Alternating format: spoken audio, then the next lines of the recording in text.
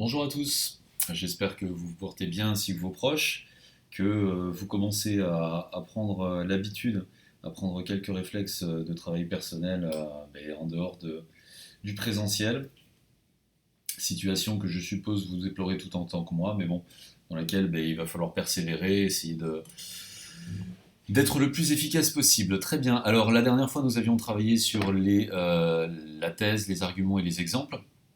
Un travail qui était assez conséquent, donc je vous propose régulièrement, quand vous avez un sujet, n'importe lequel, vous choisissez n'importe quel sujet sur la culture générale, peu importe, de chercher 4 ou 5 arguments qui viendraient amener des éléments de réflexion sur ce sujet, et puis de les illustrer systématiquement par un ou plusieurs exemples. C'était le gros du travail de la semaine dernière. J'espère que vous l'avez fait sérieusement. Encore une fois, hein, c'est quand je donne un travail, vous coupez la vidéo, vous le faites sérieusement, et quand vous l'avez fait, au mieux, vraiment, pour progresser, il faut que vous le fassiez au mieux, eh bien, vous remettez la vidéo en cours, et puis on discute de la correction ensemble. Alors, on s'était arrêté sur ce point, on était sur la thèse «Les jeunes sont dépolitisés», qui était étayé par certains arguments et au contraire réfuté par d'autres. Et on avait fait l'effort de trouver pour chacun un ou plusieurs arguments qui venaient le faire. Certains d'entre vous m'ont renvoyé leurs travaux. J'insiste par contre, c'est un petit défaut que j'ai vu. On demande des éléments uniquement politiques, puisqu'on est sur les jeunes sont dépolitisés. On ne peut pas faire allusion à d'autres sujets que des sujets politiques. Et puis j'avais demandé, si vous le souhaitiez, de rédiger un axe au choix, puisque là, tous les éléments étayant la thèse constitueraient un axe, c'est-à-dire une grande partie de devoir, et un deuxième axe. Alors moi, je le fais vocalement avec vous, comme ça, à l'oral, mais j'espère que vous vous entraînez à rédiger. En même temps, il reste plus grand-chose. Là, on a extrêmement détaillé. Il reste plus qu'à faire des phrases, des paragraphes, c'est tout. Hein. Les phrases sont quasiment toutes faites, c'est avoir des connecteurs logiques.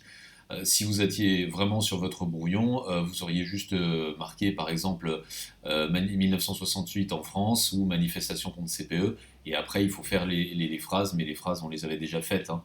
Ou alors vous auriez noté Black Lives Matter avec cet argument, ou alors touche pas les manifestations, les marches contre le racisme, ou alors touche pas à mon pote, etc.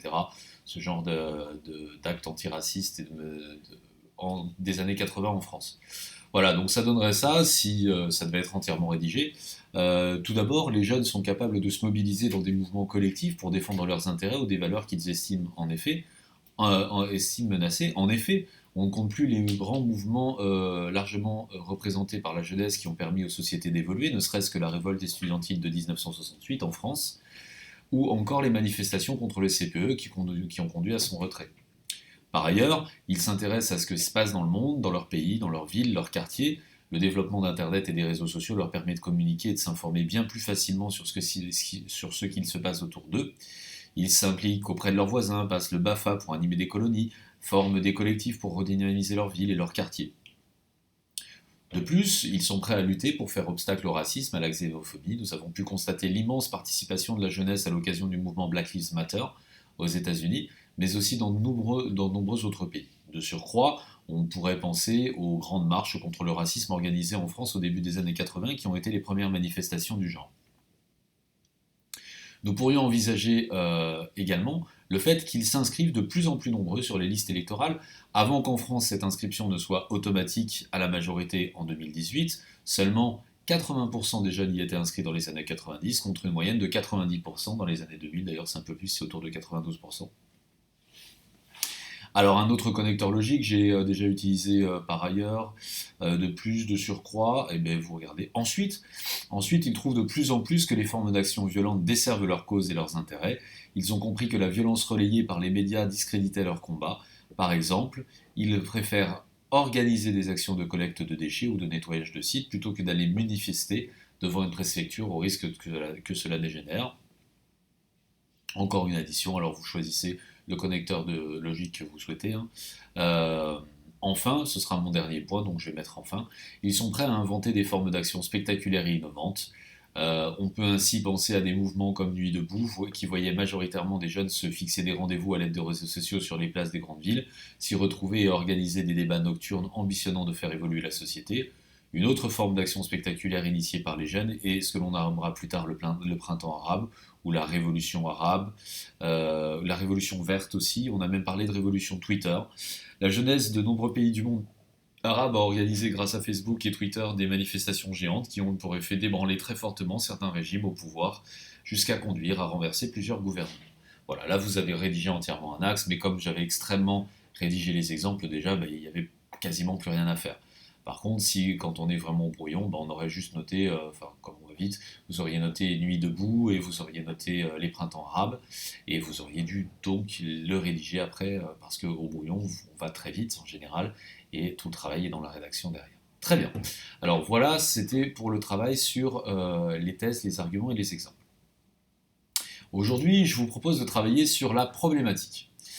Alors la problématique, qu'est-ce que c'est? La problématique, c'est, alors les A, on en a parlé il y a peu, hein. La problématique, c'est le problème clivant, en fait, c'est l'élément le plus intéressant de la réflexion qu'on va mener. C'est l'élément central, en fait, de la réflexion qui sera la nôtre. Alors, je vous propose, pour commencer, un petit exercice tout simple. Vous avez des thèmes, et à chacun, une problématique. Donc il va falloir tout simplement associer le bon thème avec la bonne problématique. Attention, il y a un petit piège, c'est qu'à l'un des thèmes correspondent deux problématiques. Donc lisez attentivement les thèmes, lisez attentivement les problématiques. Soyez vigilants, hein, on ne se précipite pas, on prend bien le temps de réfléchir et on vérifie à chaque fois que la problématique, qui est la question qui susciterait un intérêt, vraiment quelque chose de clivant, un enjeu réel et l'intérêt principal, soit vraiment en lien avec le thème proposé. Il faut que vous soyez en mesure de le justifier. Donc je vous laisse faire le travail, vous déconnectez et on reconnecte dans 2 secondes pour la correction. Très bien, correction sur ce travail. Alors, je ne vais pas vous donner la correction immédiatement, hein, je vais vous la noter après, de toute façon vous avez le document. Alors, je lis les thèmes, le jeu de l'enfant, la télévision, le carnaval, l'aventure, le bricolage. On a 6 problématiques pour 5 thèmes, donc on aura forcément 2 problématiques pour un thème en particulier. Peut-on considérer qu'il s'agit seulement d'une occasion de divertissement ou d'une possibilité d'accéder à la culture? Dans quelle mesure est-ce un instrument de régulation sociale? Quelle est la relation avec le travail? Y a-t-il ou non reproduction de ce qui se passe durant le travail? Est-ce le moyen de faire entrer dans les dures contraintes de la vie réelle et sociale, ou la porte ouverte sur le libre développement de l'imaginaire? Quelle est la fonction du jeu dans l'éducation de l'enfant? Enfin, en qui est-elle encore, en quoi, c'est pas en quoi, c'est en qui. Donc, je suis en qui, pardon. J'ai marqué en qui, mais j'ai sauté le haut. Donc c'est pour ça que, je l'enregistre, ce sera fait. Et sur le corrigé, il faut que je le fasse aussi. Hop. Hop.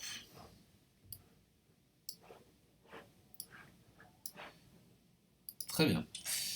Alors, le jeu de l'enfant.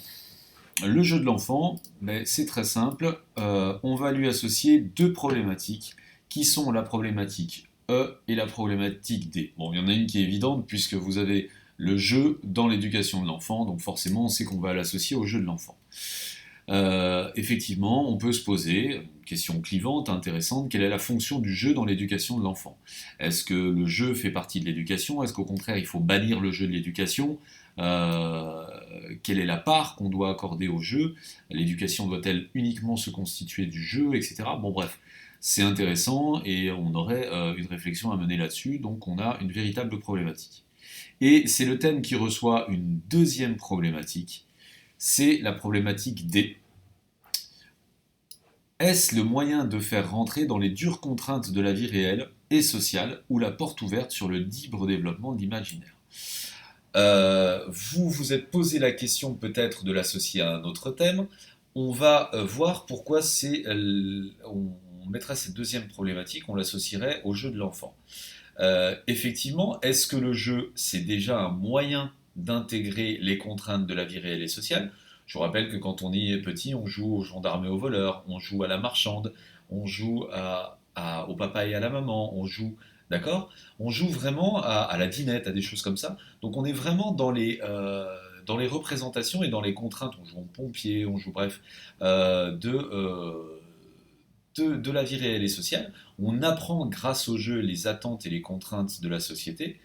Et puis en même temps, là on les distingue dans cette problématique, mais il faudrait dans notre réponse dire que c'est la même facette d'une même médaille. Le jeu, il permet à la fois d'entrer dans les contraintes de la vie réelle et en même temps de développer l'imaginaire. C'est parfois dans les reproductions de la vie réelle, les enfants sont extrêmement créatifs, donc ils font fonctionner l'imaginaire aussi. Et puis on peut tout à fait avoir des jeux qui renvoient aux contraintes de la vie réelle, ne serait-ce que parce qu'il y a des règles, etc. Mais qui permettent, il y a des jeux qui permettent aussi un total développement de l'imaginaire. Donc il y a ce double mouvement, on a des jeux qui sont principalement axés sur l'imaginaire, d'autres principalement axés sur les contraintes de la vie réelle et sociale, et puis il y a des jeux qui mélangent allègrement les deux, et ça pose aucun problème. Donc c'est la problématique qui est associée. Certains d'entre vous ont peut-être associé à un autre thème cette problématique, et on va voir pourquoi elle était beaucoup plus adaptée aux autres. Ensuite, la télévision. La télévision, la problématique qu'on va y associer, c'est la problématique A. Peut-on considérer qu'il s'agit seulement d'une occasion de divertissement ou d'une possibilité d'accéder à la culture? Effectivement, alors ça, c'était pas à associer au jeu. Pourquoi? Parce que le jeu sera pas tant quelque chose qui permet d'accéder à la culture. Reproduire le réel, la vie sociale, oui, mais le divertissement et la culture, c'est en lien avec la télévision. C'est un débat depuis très longtemps mené, hein. C'est l'idée que voilà, la télé est l'ennemi de la culture, même si et que c'est la télé du divertissement. On parle beaucoup d'émissions de divertissement, etc. Et puis il y a d'autres voix qui peuvent s'élever. On a des chaînes documentaires, on a des chaînes historiques, on a des chaînes parlementaires, on a des émissions scientifiques, etc. Donc la télévision qui est à la fois qu'on peut la considérer. Alors encore une fois, on est caricatural dans cette problématique. Est-ce que il faudrait juste, enfin non, on n'est pas caricatural. Justement, on appelle à la mesure. Elle dit justement qu'on ne peut pas seulement le voir comme un divertissement ou seulement le voir comme quelque chose qui permet d'accéder à la culture. Il faudra montrer l'ampleur des tenants et des aboutissants, des contenus qui nous sont permis grâce à la télévision. Et je ne parle pas seulement des chaînes hertziennes, on pourrait parler aussi des chaînes à bouquet, etc., qui offrent une vision, et on peut même capter des chaînes du monde entier qui offrent une vision vraiment plus intéressante que juste du divertissement ou uniquement de la culture. Donc il faudrait élargir tout ça. Ensuite, le carnaval. Le carnaval, la réponse c'est dans quelle mesure est-ce un instrument de régulation sociale? Peut-être que certains d'entre vous l'avaient associé au divertissement, mais le divertissement, visiblement, il va pour la télévision. Et je ne vois pas en quoi le carnaval, ça nous permettrait d'accéder à la culture plus que ça. Oui, juste à une culture du divertissement ou quelques éléments. Mais cette problématique, elle est beaucoup plus avec le thème du carnaval, l'idée de régulation sociale. En fait, qu'est-ce que c'est le carnaval? C'est le terme du travestissement. Et ce rituel du travestissement est bien plus ancien qu'il n'y paraît. En fait, déjà dans la haute antiquité, on avait des moments où on pouvait se travestir et ne plus avoir la même identité, le même rôle dans la société. À Rome, par exemple, il y avait 3 jours pendant lesquels, dans l'année, tout le monde se déguisait. Et les statuts sociaux étaient nivelés, c'est-à-dire que les maîtres et les serviteurs étaient mangés à la même table, euh, où tout le monde, effectivement, pouvait changer d'identité. Et c'est le rôle du masque du carnaval. C'est qu'on ne sait plus qui vous êtes, tout le monde porte un masque et tout le monde est sur un pied d'égalité. Donc c'est un moment où vont pouvoir s'exprimer ce sera une soupape, on fait la fête, et la société va respirer en fait toutes les tensions qui ont été accumulées peuvent se relâcher pendant ces quelques jours qui permettent un défoulement, une régulation. On va exprimer toutes ces frustrations ou ces inégalités sociales. Elles vont se retrouver pendant quelques jours nivelées et ça va permettre de faire passer certaines tensions et de pouvoir recommencer de façon un peu plus saine, enfin de décharger la société d'une forme de tension. Le carnaval, c'est pas seulement danser et faire défiler des chars comme on peut le voir actuellement, mais au départ, c'est vraiment à l'origine un instrument de régulation sociale qui permet d'exprimer, d'offrir la possibilité à certains de l'espace de quelques jours, de gommer les distanciations sociales et de pouvoir apaiser certaines tensions sociales. Donc c'est vraiment, au départ, la conception du carnaval, ben, c'est la régulation sociale. Bon, et bien entendu, on compléterait en disant que c'est pas seulement un instrument de régulation sociale, c'est aussi maintenant l'expression de différentes cultures, que c'est aussi le moyen de rencontrer d'autres personnes. Pensez à toutes ces associations de quartiers qui préparent, c'est le moyen de garder une identité culturelle, c'est aussi le moyen de faire la fête, c'est le moyen de danser, le moyen d'échanger, c'est énormément de choses, c'est aussi la distraction des enfants, bref. Il y aurait beaucoup de fonctions à trouver au carnaval. Donc, comme dans la plupart des sujets de discussion, des problématiques, la problématique a raison, mais la réflexion est incomplète et ce sera à nous de la compléter. Donc oui, on va montrer qu'il s'agit d'un instrument de régulation sociale, mais pas que, loin de là. Ce serait intéressant de voir à quel point le masque est intéressant dans la société. Il faudrait s'intéresser à cette histoire aussi. Ensuite, l'aventure. L'aventure, c'était assez simple. En quoi est-elle encore possible de nos jours? Effectivement, et on pourrait considérer que de nos jours, on parlait de la télévision, des médias, etc. Euh, on connaît le monde entier, d'accord? Il n'y a pas de terre nouvelle à explorer. Euh, Sans se déplacer, on découvre les endroits les plus reculés. On a déjà allé sur la Lune alors qu'on n'est jamais allé sur la Lune, mais on sait à quoi ça ressemble. On a vu un peu toutes les zones du globe, on a vu un peu tous les animaux, on a vu un peu toutes les civilisations. Donc on pourrait se demander si l'aventure est encore possible de nos jours, si on peut être encore surpris, etc. Alors à ça, il faudrait répondre effectivement que ce que j'ai dit, c'est que l'aventure, elle semble de plus en plus difficile parce que on semble tout connaître, tout avoir vu, mais il faudrait aussi envisager le fait que voir les choses via le prisme d'un média, d'un écran, c'est pas du tout les vivre et que rien ne remplace le voyage et puis qu'il y a encore tant qu'on fait pas, tant qu'on n'a pas l'odeur, le toucher, le bruit, on n'a pas vraiment vécu pleinement cette aventure et puis qu'il y a encore des endroits qui restent très très difficiles d'accès et puis l'aventure c'est pas seulement le voyage, ça peut être l'autre aussi, l'autre le contact avec autrui, ça peut être sortir de sa zone de confort, ça peut être énormément de choses, on pourrait prendre un risque professionnel, donc il faudrait étendre le sujet, enfin le terme, le mot-clé aventure, et montrer à quel point, même si elle semble de plus en plus, pour l'aventure géographique ou physique, elle nous semble de plus en plus, bah, plus difficile à vivre, puisque elle nous semble déjà à moitié balayée, eh bien rien ne remplace l'aventure physique, l'expérience réelle, et puis surtout il y a d'autres sens au mot aventure. Et pour finir donc, le bricolage. Quelle est la relation avec le travail? Y a-t-il ou non reproduction de ce qui se passe durant le travail? Mais voilà, l'idée, c'est le bricolage. Est-ce que c'est du travail? Vous allez avoir des personnes qui vont passer 3 jours à travailler sur quelque chose et qui vont dire non, je travaille pas, je bricole. En fait, la distinction qu'on y ferait, c'est que le travail s'associe à la contrainte. Je vous rappelle que ça vient du latin trepalium, qui est la torture. Et puis que le bricolage, en général, c'est quelque chose qu'on ne fait pas pour les autres, qu'on fait pour nous, qui est pour notre intérêt, qui peut correspondre à une passion. Et donc, comme on voit le travail comme une contrainte et une torture et quelque chose qui n'est pas directement pour nous, eh bien, on le dissocie du bricolage. Mais quelque part, il y a des personnes qui vont travailler beaucoup plus fort en bricolant que parfois en travaillant. Donc, il faudrait s'intéresser à cette relation. Donc, voilà pour la correction de cet exercice. Ça nous demande à chaque fois une réflexion un peu plus avancée que juste associer certains éléments. Ensuite, je vous demande d'imaginer au moins une problématique à partir des couples suivants. Donc, je vous rappelle ce qu'est une problématique. Vous l'avez peut-être déjà pris en note.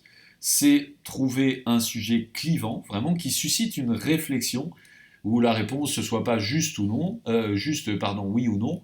C'est donc un sujet sur lequel, une fois que vous aurez posé cette question, eh ben, il y aura un débat qui va pouvoir apparaître. D'accord. Alors, essayez de m'éviter les problématiques un peu bidons qui seraient toujours les mêmes. Peut-on associer divertissement et argent? Peut-on associer divertissement et culture? Peut-on associer aventure et médias? Essayez de varier, de trouver des choses un peu plus intéressantes, des questions un peu plus fines. Et donc, vous avez remarqué d'ailleurs la problématique, en fait, vous vous rendez compte qu'elle vient souvent du truchement de la confrontation entre deux notions. Hein. Euh, alors, et puis pour les plus à l'aise, vous essayez d'en chercher deux. Allez, vous essayez de trouver des problématiques. Vous voyez, on a des exemples de problématiques ici. Et là, vous essayez de faire une problématique en faisant apparaître chacun des deux termes de ce couple qui vont générer justement quelque chose de clivant. Je vous laisse faire le travail, je vous reprends dans 2 secondes. Voilà. Alors, voilà ce que ça donnerait pour moi. Je vous donne des exemples de correction. Hein. Sur le couple divertissement et argent. Alors, bien sûr, il y a d'autres possibilités, mais c'est les deux que je vous propose. Divertissement et argent. L'argent est-il toujours nécessaire pour se divertir? Ça, c'est intéressant, c'est qu'effectivement, on est dans une société où on a l'impression que il faut de l'argent pour se divertir. Donc, on irait bien sûr dans un premier axe en montrant que le divertissement dans nos sociétés est extrêmement lié à l'argent. Mais on pourrait vraiment remettre ça en cause, et il n'est pas nécessaire systématiquement de dépenser de l'argent ou d'investir de l'argent pour se divertir. Euh, donc il faudrait l'illustrer, je ne sais pas, je ne suis pas obligé d'acheter tout un équipement pour pouvoir taper dans un ballon, ou je ne suis pas obligé d'acheter des chaussures de rando et de payer pour marcher dans le parc à côté de chez moi. Je suis pas obligé de dépenser de l'argent pour rire avec mes amis, pour passer du temps avec eux, etc. Donc, c'est quelques pistes, hein, c'est vraiment des jets. Hein. Donc, l'argent est-il tout nécessaire pour se divertir? Autre problème possibilité de problématique, peut-on se divertir en gagnant de l'argent? Effectivement, là c'est différent, c'est est-ce qu'on peut associer le divertissement, le plaisir, presque le jeu et l'argent? Bon, ça sera intéressant aussi, c'est que effectivement certains bah, peuvent considérer qu'ils gagnent de l'argent en se divertissant. Ça pourrait être des personnes qui, je sais pas moi, participent à des tournois de cartes, ou alors ça donne à une passion, qu'elle soit sportive, etc. Ça peut être aussi le monde des paris, ça peut être très très large. Et puis on pourrait montrer aussi qu'on peut se divertir toujours sans associer l'argent, ou au contraire qu'on peut se divertir aussi en perdant de l'argent, et puis que l'argent n'est pas forcément associé au divertissement. Donc on va toujours compléter le sujet. Dans un premier temps, on va toujours nourrir notre réflexion dans le sens du sujet, et ensuite on va le compléter, l'enrichir, le dépasser. Deuxième thème, divertissement et culture. Alors, une seconde pour ceux qui n'ont pas fait le travail. Si vous avez compris, vous n'aviez pas compris sur le premier travail, maintenant vous le faites pour la suivante. Allez, on corrige. Sur divertissement et culture, on pourra voir culture et divertissement sont-ils inconciliables? C'est vrai que pour certains d'entre nous, la culture, c'est pas forcément divertissant, c'est barbant, et on a tendance à les associer, à les dissocier, pardon. Alors, en gros, est-ce que culture et divertissement sont inconciliables? Est-ce que forcément, quand je me cultive, c'est pas d'un divertissement? Et est-ce que je ne peux pas me divertir en me cultivant? Donc, ce serait l'intérêt de montrer qu'on peut se divertir effectivement. Certains ne conçoivent pas le divertissement avec la culture. Et au contraire associent la culture à une contrainte et à quelque chose de laborieux. Et puis au contraire, on pourrait montrer à quel point on peut se divertir en se cultivant, ou se cultiver par le divertissement. On peut apprendre par le jeu, et puis on peut se divertir, on peut jouer sur des jeux de culture, et puis attention, hein, ça peut être des choses qui ne sont pas forcément extrêmement sérieuses, on parle de culture au sens général, ça peut être apprendre des mots d'autres langues, ça peut être apprendre des coutumes d'autres pays, ça peut être apprendre des recettes gastronomiques, ça peut être... C'est extrêmement vaste, hein. C'est pas forcément apprendre des dates ou des événements particuliers qui sont dénués d'intérêt pour la plupart d'entre nous. Voilà pour divertissement et culture. On pourrait penser aussi à une autre problématique. Existe-t-il une culture du divertissement? Ah là, ce serait intéressant de montrer à quel point dans notre société, vous voyez, encore une fois, j'utilise les deux termes pour générer une question qui va amener une réflexion ouverte. On est effectivement dans une société, on parle de l'entertainment, on parle d'une société de la distraction, du divertissement, et montrer à quel point, dans un premier temps, on pourrait faire tout un axe, montrer à quel point on est dans une société qui cherche à tout prix à nous divertir. Alors dans énormément de domaines, je vous laisserai y aller, hein. Ça, vous avez de quoi nourrir cette réflexion. Et puis après, on pourrait nuancer et on pourrait dire qu'il n'y a pas simplement cette culture du divertissement et venir compléter nos notions culturelles. Troisième thème, couple, les couples infernaux, hein, qui vous était proposé, c'était aventure et médias. Alors, quelle problématique je pourrais trouver avec aventure et médias? Je vous en propose deux également. Les médias laissent-ils encore une place à l'aventure? Ok, donc bah, c'est dans la veine de ce qu'on parlait, ce qu'on disait tout à l'heure, hein. C'est que les médias représentent tellement le monde, tous les éléments, la culture, la faune, la flore, etc. Est-ce qu'ils vont encore nous permettre de pouvoir vivre une aventure? Autre possibilité, en quelle mesure les médias influencent-ils notre rapport à l'aventure? Bon. Euh, J'insiste, hein, c'est pas parce que vous avez exactement cette problématique que vous avez raison, et c'est pas parce que vous n'avez pas exactement ces problématiques que vous avez fait n'importe quoi. Il y a de nombreuses problématiques, c'est juste qu'il faut absolument qu'ils mettent en cause, en jeu ces deux thèmes à chaque fois, les deux thèmes du couple, et qu'ils soient clivants, qu'ils proposent une réflexion qui soit pertinente et ouverte. Dernier couple qui vous était proposé, le jeu et le hasard. Exemple de problématique, le jeu est-il toujours une question de hasard? Et oui, il y a les jeux de hasard, effectivement, il y a tous les jeux, je sais pas moi, le loto ou les jeux de paris hippiques, etc. Enfin, et encore les jeux de paris hippiques, la roulette, etc. etc.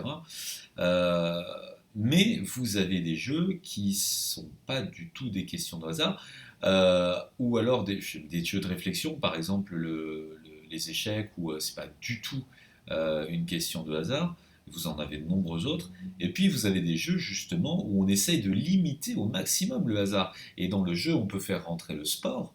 Et on a de nombreux jeux dans lesquels on va limiter au maximum la part de hasard. Pensez à tous les moyens qui sont développés dans le sport professionnel pour limiter au maximum la pression, enfin la présence du hasard à travers la préparation, les analyses vidéo, la nutrition, enfin, c'est vraiment quelque chose qu'on va bannir au maximum. On va combattre ce hasard. Donc c'est quelque chose de très intéressant, montrer la relation du jeu et du hasard. Et une autre problématique dans la même veine, hein, doit-on accepter la présence du hasard dans le jeu? Ben, certains vous diront que ça fait aussi la beauté du jeu, etc. Et on reprendrait à peu près les mêmes arguments, mais en les organisant d'une manière différente. Voilà pour ce deuxième exercice qui nous permet encore une fois de travailler sur la problématique. C'est le nœud de notre séance là, la problématique. Donc j'espère que vous comprenez, vous commencez à comprendre vraiment ce qu'est une problématique. Donc c'est sous forme de questions, c'est mettre en tension une notion qui va nous obliger à développer une réflexion complexe. C'est pas une réponse par oui ou par non, c'est quelque chose de bien plus clivant qui va nécessiter d'envisager de nombreux domaines et puis qui va avoir des aspects différents suivant les domaines.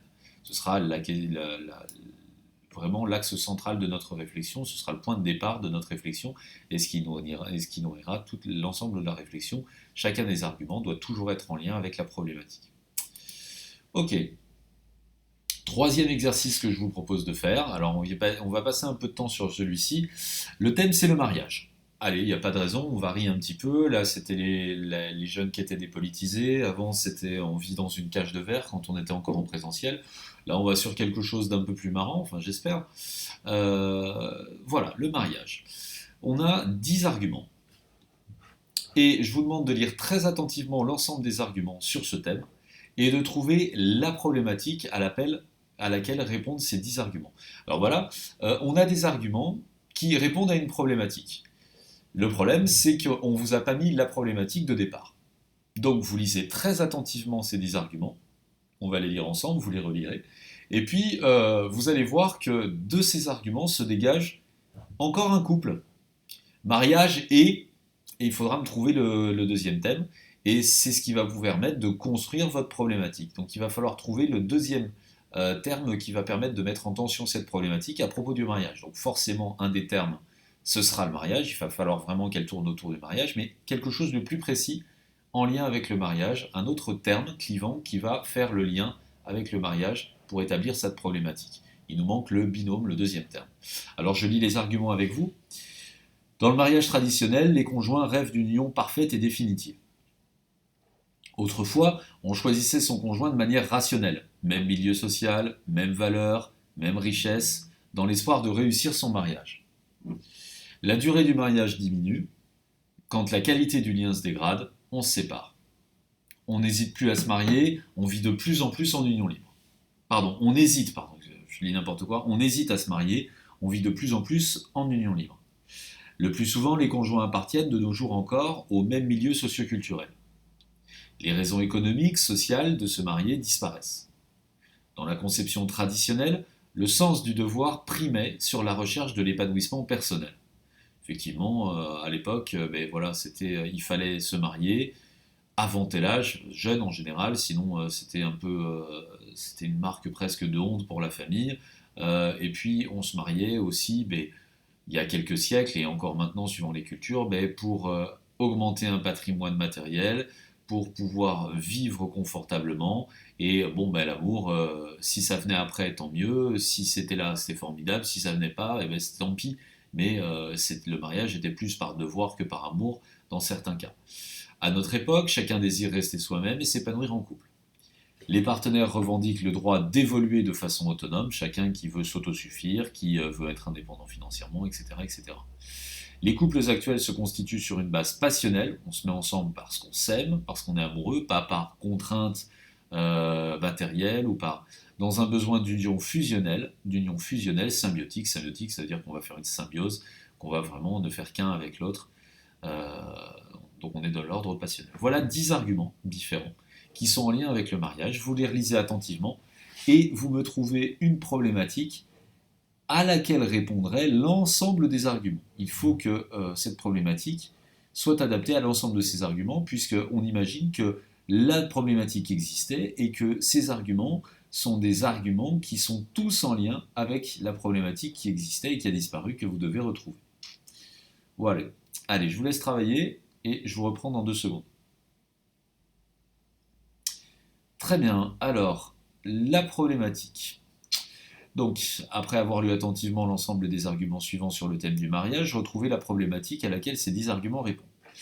Il fallait bien entendu remarquer que la confrontation des arguments mettait en lumière une idée d'évolution du mariage, de mutation. On fait la différence entre le mariage traditionnel à plusieurs reprises, avant, etc., et le mariage maintenant. Donc, le couple qu'il fallait repérer, c'est mariage et évolution, et donc notre problématique, pour être pertinente, doit mettre en tension ces 2 notions, mariage et évolution.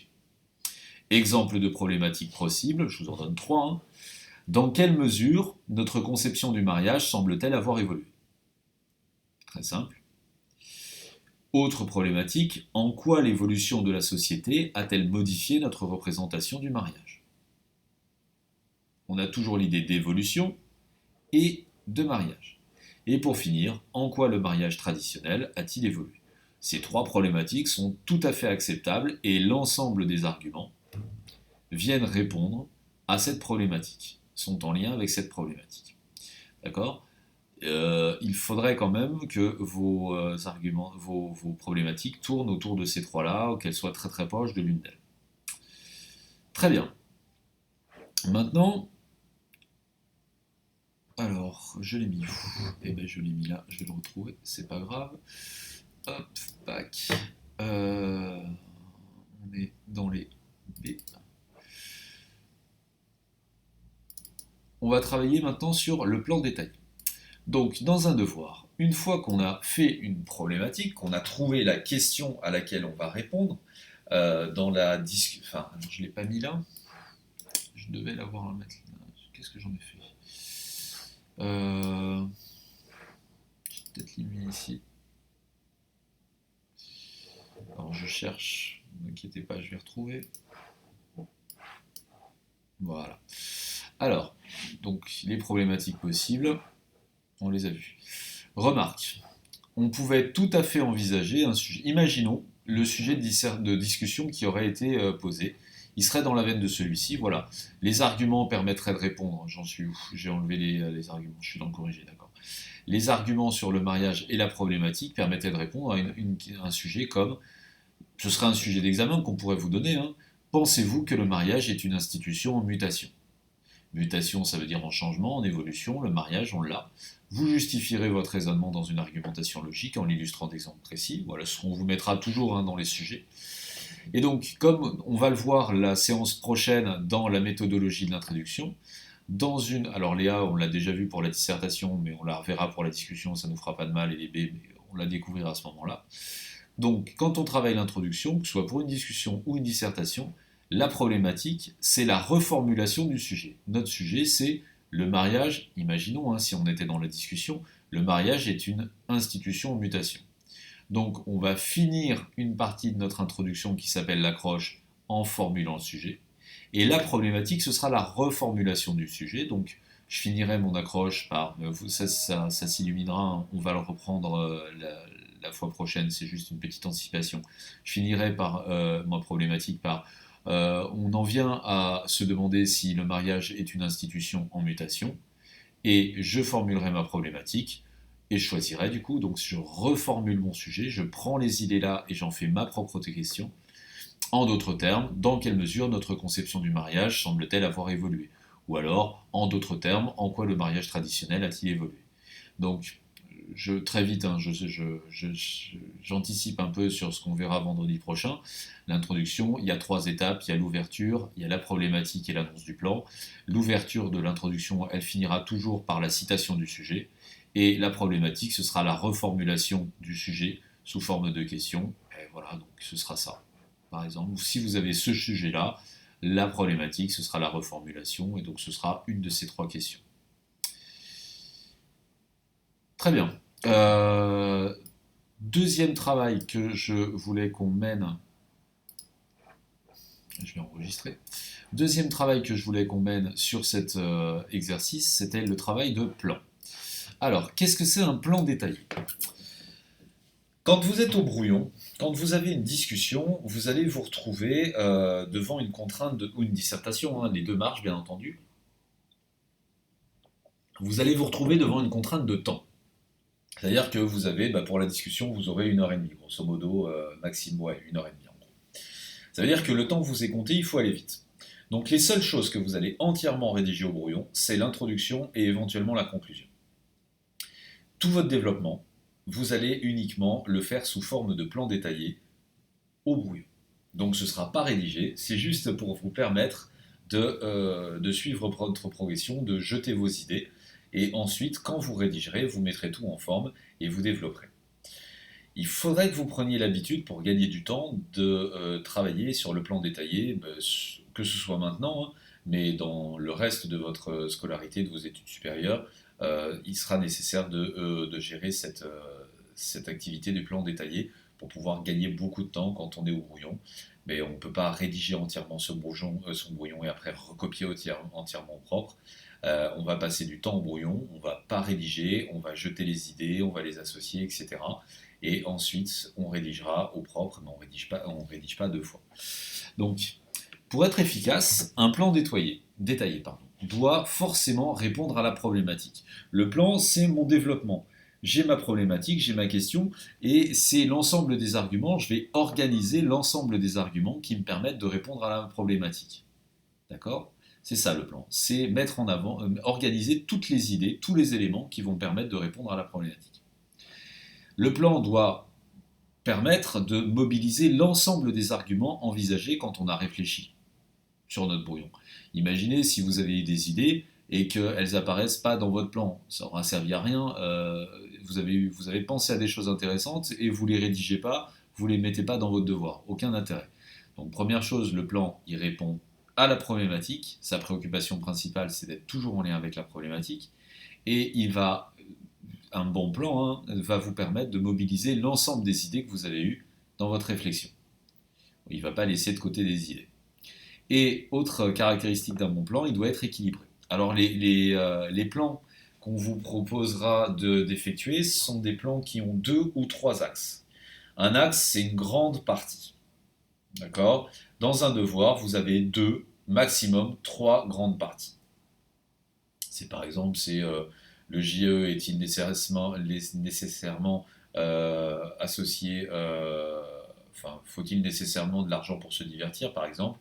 Eh bien, dans une première partie, dans une première grande partie, donc dans un premier axe, on va montrer à quel point l'argent est importante pour le jeu, pour jouer, voilà, avoir le matériel pour pouvoir jouer, et puis les jeux d'argent, etc. On va montrer à quel point l'argent est important dans le jeu. Et puis ensuite, dans la seconde partie, on va montrer qu'elle n'est pas forcément nécessaire dans tous les jeux, qu'il y a des jeux qu'on peut envisager sans argent, et puis après on va déplacer le sujet. Donc comprenez juste une chose, c'est qu'on ne sera jamais dans des sujets où vous pouvez dire oui, non. On ne peut pas dire oui c'est vrai, non c'est faux. Alors on est schizophrène, c'est pas possible. Le sujet qu'on vous donne est toujours la problématique, le sujet qu'on va vous donner et la problématique que vous allez reformuler, elle est toujours vraie, mais partielle. C'est-à-dire que dans un premier temps, vous irez toujours dans le sens du sujet, parce qu'il dit vrai au moins en partie, mais qu'il oublie des éléments, ou alors qu'on peut nuancer ce propos. Et donc on va au moins avoir un grand 2 pour montrer que la réflexion peut être nuancée, et puis peut-être aussi un grand 3 pour essayer d'étendre le sujet de la réflexion. Donc on n'est pas dans un traitement caricatural, oui c'est vrai, non c'est faux, parce qu'on n'est pas schizophrène. On va montrer qu'effectivement il y a de nombreux éléments qui montrent que cette affirmation peut être vérifiée, mais on va nuancer en disant que sur d'autres points, on peut la relativiser, on peut nuancer, et puis qu'on pourrait même envisager d'autres éléments, ça serait un troisième axe. Donc nécessairement, les plans, c'est minimum 2, maximum 3 axes. Et pour chacun des axes, vous avez 2 ou 3 sous-parties. Les sous-parties, c'est ma grande idée, ce sera par exemple les jeux, il est nécessaire d'avoir de l'argent pour se divertir. Et ça va se reposer, ma grande idée va reposer sur 2 arguments.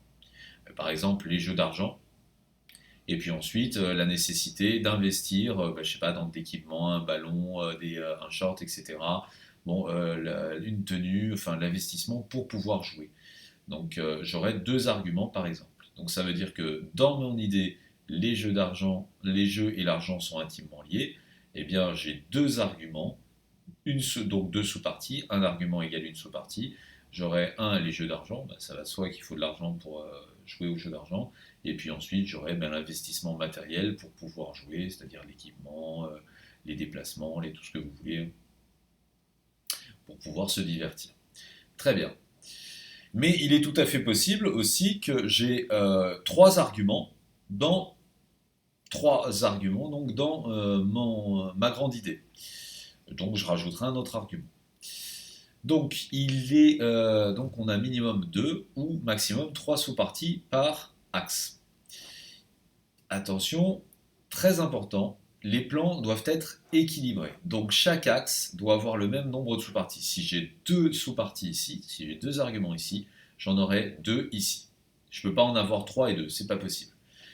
Si j'en ai 3 et 2, soit je me rends compte que je peux en trouver un troisième et ça me fait 3 et 3, soit j'arrive vraiment pas à en trouver un troisième et je mets mon troisième argument dans un des 2 autres. Enfin, j'essaye de voir comment ça peut rentrer, mais il faut absolument que j'équilibre. Bon, je vous dis tout de suite, ce premier plan là, enfin je peux pas le sélectionner parce que j'ai mis sur ce premier plan, un axe, 2 axes, 2 sous-parties. c'est un plan qui atteint difficilement la moyenne, parce que si on réfléchit bien, ça veut dire que vous avez dans toute votre réflexion uniquement un, 2, 3, 4 arguments. Je vous rappelle qu'une sous-partie égale un argument, c'est vraiment léger. C'est difficile d'atteindre la moyenne. Dans le supérieur, avec ce genre de plan, vous n'aurez jamais la moyenne.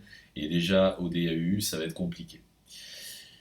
Dans les autres plans, vous atteignez la moyenne et vous donnez la possibilité d'avoir la note maximale parce que vous développez 6 arguments au minimum et maximum 9 dans le 3 parties, 3 sous-parties. Donc voilà les plans qu'on va essayer de viser davantage si vous êtes très à l'aise celui-ci. Donc ça veut dire qu'on aura deux grandes idées dominantes dans ce plan-là. Après, vous organisez comme vous voulez. On aura deux idées dominantes, deux axes donc, et chacun de ces axes reposera sur trois arguments, bien sûr soutenus par des exemples, ou alors j'aurai trois idées dominantes, trois axes, et pour illustrer chacun de ces axes, j'aurai deux arguments, à chaque fois soutenus par leurs exemples. Et puis, ce qui est un peu plus complexe, je ne sais pas si vous aurez le temps en 1 heure et demie, un plan en trois axes, c'est-à-dire trois grandes idées avec chacune trois arguments et leurs exemples pour les soutenir. Voilà les plans qui vous sont proposés. Vraiment ceux qu'il faudrait valoriser. On va essayer d'être plus efficace que celui-ci qui est seulement à 4 arguments, qui est léger. Et on va essayer de tendre vers ces deux-là et pourquoi pas vers celui-ci, mais en DAU, si vous avez soit 3 axes avec 2 sous-parties, soit 2 axes avec 3 sous-parties, ça va très bien. D'accord? C'est clair pour vous? Donc maintenant, petite activité toujours en lien avec le travail sur le mariage. Petit 2, construire un plan détaillé qui permettra d'organiser notre réflexion en prenant en compte l'ensemble des arguments proposés. Là, j'ai ma problématique. Choisissez une des trois problématiques qu'on avait trouvées sur le mariage. J'ai fermé les documents, mais si je reprends, hop, ça rouvre. Vous reprenez une des trois problématiques, celle qui était la plus proche de la vôtre ou celle qui vous semble la plus adaptée. Donc on a la problématique. On a les arguments. Qu'est-ce qu'il faut maintenant? Il faut qu'on essaye d'organiser ces arguments-là. Donc il faut qu'on trouve un plan, une structure, en fait, qui va nous permettre de mobiliser la totalité de ces arguments. Comment je peux les organiser? Qu'est-ce qui irait ensemble? Comment je peux... Voilà, vous avez remarqué qu'il y a des arguments qui sont très proches, qui vont ensemble. Ben ça correspond... Pardon, il y a des... oui, il y a des éléments qui correspondent, qui sont très proches, qui correspondaient à un argument en particulier. Vous leur donnez un titre. Et quelles sont les grandes idées, les grands axes, les grandes dynamiques qu'on pourrait illustrer? Alors, je vous laisse faire ce travail. Donc, je vous rappelle, j'essaye de construire un plan. Alors, si possible, j'essaye d'aller sur un schéma comme celui-ci, plutôt que celui-ci. J'essaye plutôt d'aller sur un de ces deux schémas-là pour construire mon plan. Alors, est-ce que je considère qu'il y a deux grandes idées et je les nomme à chaque fois, et puis ensuite je divise en sous-parties. Bon, je parlerai de ça, je parlerai de ça, je parlerai de ça. Ou alors, est-ce que je considère qu'il y a trois grandes idées, et là, je donne le titre de mes axes, et là, je dis, bon, bah, il y a deux sous-parties, je parlerai de ça et de ça, de ça et de ça. D'accord? N'hésitez pas à faire des titres d'axes et de sous-parties qui sont un peu détaillés. Comme ça, quand vous faites ça au brouillon, une fois que vous rédigez, bah, c'est très très facile. Vous pouvez même mettre en parenthèse les exemples que vous utiliseriez. Comme ça, vous avez vraiment plus qu'à rédiger, ne serait-ce qu'en lisant votre plan. Allez, je vous laisse travailler, je vous reprends dans 2 secondes. Très bien. Alors voilà les exemples de plans qu'on pourrait envisager. Là, je suis allé uniquement sur des plans en deux axes avec, allez, je vais les mettre en gras comme ça ils sont plus visibles, des plans en deux axes avec chacun trois sous-parties, donc des plans qui sont équilibrés. Je me suis inspiré de plans que m'avaient donné les étudiants l'année dernière. D'accord? Donc le but des plans, c'est qu'on rappelle, hein, ils doivent permettre de répondre à la problématique, ça c'est évident, s'ils se mettent à parler d'autre chose, on n'est pas bien. Permettre de mobiliser l'ensemble des arguments envisagés. Donc n'oubliez pas que nous, ça doit tourner la problématique autour de l'évolution et du mariage, et puis qu'on doit utiliser tous les arguments qui sont ici, hein, qui doivent pouvoir rentrer dedans. Et puis ensuite un plan équilibré. Ok, là visiblement, la contrainte La contrainte, ce plan équilibré, elle semble tout à fait respectée, il n'y a pas de souci. Ensuite, ben, il faut voir s'ils répondent à la problématique et il faut voir si ben, ça permet tous les arguments qui étaient présents dans ces éléments sont mobilisés par ce plan. Alors, premier plan, évolution du mariage, la tradition disparue. Effectivement, on a des éléments qui montrent que la durée du mariage diminue, la tradition était et qu'il voulait qu'il soit plus longue. Avant, on choisissait son conjoint de façon rationnelle. Maintenant, on laisse passer l'amour. Hein. On ne choisit pas forcément quelqu'un du même milieu social, qui a les mêmes valeurs. On peut avoir des religions différentes. La richesse n'est pas du tout la même. En fait, l'idée, c'était qu'on associait des gens qui se ressemblaient pour réussir leur mariage. Donc, ça irait là-dedans. Et puis, on pourrait aussi utiliser l'idée que euh, avant, c'était le devoir qui primait sur la recherche de l'épanouissement personnel. Donc, c'est toute cette tradition qui a tendance à disparaître de plus en plus. La banalisation du divorce, eh bien, on pourrait dire que. Alors, je l'ai où celui-ci Tac, tac, tac. Voilà. On hésite, on vit de plus en plus. Non, c'est là, pardon. La durée du mariage diminue. Quand la qualité du lien se dégrade, on se sépare. On aurait de nombreux exemples qui montrent que des personnes ont des mariages qui durent très peu, qu'on peut se marier et se divorcer plusieurs fois dans notre existence et que c'était avant quelque chose qui était de l'ordre de l'exceptionnel, quand, enfin, je sais pas, dans les années 70, 60, quand vous aviez, ou même 80, quand vous aviez des parents divorcés, ben, vous étiez les seuls de la classe, alors que maintenant, si on sonde une classe, eh bien, on se rendra compte qu'une bonne moitié des parents sont divorcés. Bon, bref, il n'y a plus rien d'extraordinaire à ça. Et malgré tout, certains éléments restent toutefois. Bah, effectivement, on a quand même des éléments qui perdurent dans le mariage. On rêve toujours, quand on se marie, d'une union parfaite et définitive. Et on pourrait choisir quoi aussi bah, traditionnellement encore, les conjoints appartiennent, il est forcé de le constater, hein, même si c'est plus du tout une règle, eh bien on se marie souvent dans le même milieu socioculturel. Voilà, ça c'est des éléments qui persistent malgré tout. Donc vous voyez, à chaque fois, les arguments ont mobilisé les éléments qui étaient ici. Autre axe, maintenant, une fois qu'on a parlé de son évolution, on a prouvé l'évolution, on va montrer les conséquences sur la société. On voit qu'il y a une forte volonté de rester soi-même, puisqu'on met en avant l'épanouissement personnel. Euh, il est où? Alors, voilà, c'est ça. À notre époque, chacun désire rester soi-même et s'épanouir en couple. On recherche notre épanouissement personnel. Épanouissement aussi, la volonté de rester soi-même, c'est qu'on veut évoluer de façon autonome. Et d'ailleurs, il n'est pas rare d'avoir des ruptures parce que on a évolué de façon différente, on n'avait plus les mêmes envies, etc. Chacun peut évoluer à sa façon.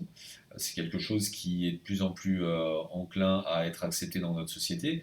L'évolution économique et la volonté d'autonomie de chacun, effectivement, de plus en plus, et l'évolution du mariage est liée aussi à un phénomène culturel et social, c'est de plus en plus l'émancipation de la femme, et c'est ce qui fait aussi évoluer la conception du mariage, et c'est une bonne chose.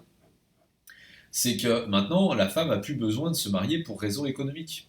C'est ce qu'on avait là. Les raisons économiques et sociales de se marier disparaissent. Avant, une femme enfin, il y a un siècle par exemple, une femme avait besoin d'un mari.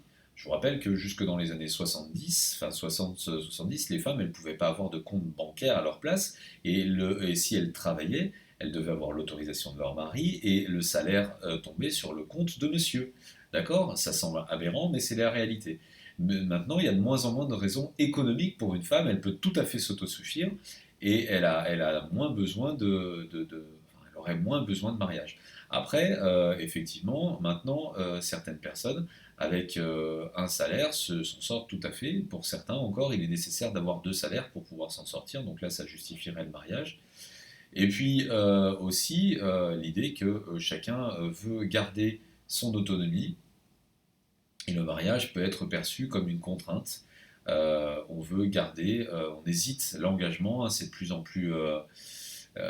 plus contraignant. D'ailleurs, on est dans une société où on ne veut pas d'engagement par des forfaits, on refuse des engagements euh, dans différents domaines, que ce soit je sais pas moi, des engagements en tout cas à long terme, hein, s'engager pour 10 ans, non, on ne veut pas un contrat sur 10 ans, on veut un contrat sur quelques mois, sur 24 mois au maximum.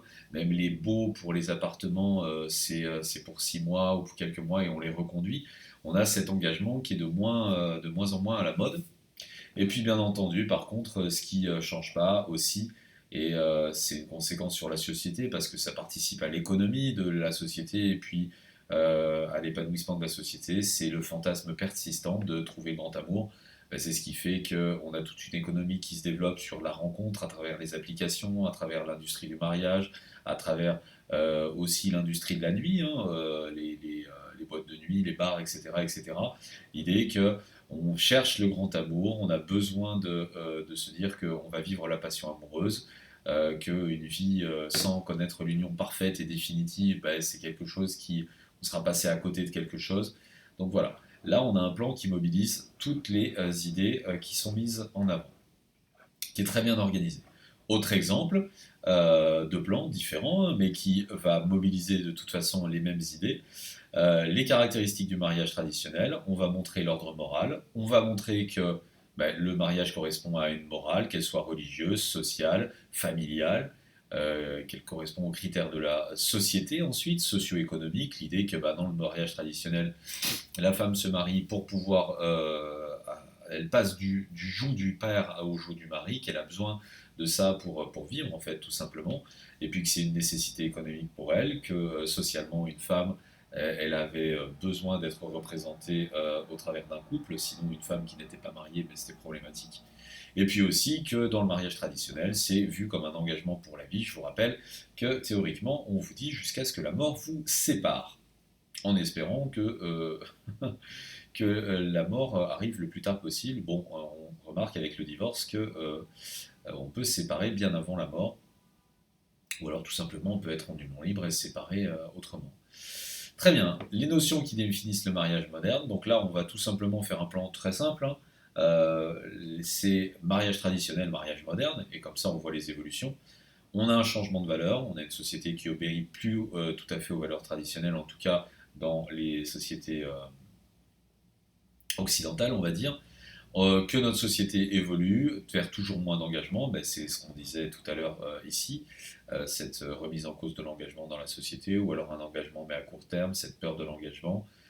C'est un gros mot, presque se marier, il faut attendre, il faut réfléchir, regardez ce qu'on fait. On vit ensemble pour savoir si on peut se marier, mais quelque part vivre ensemble, ben, c'est déjà un mariage à proprement parler.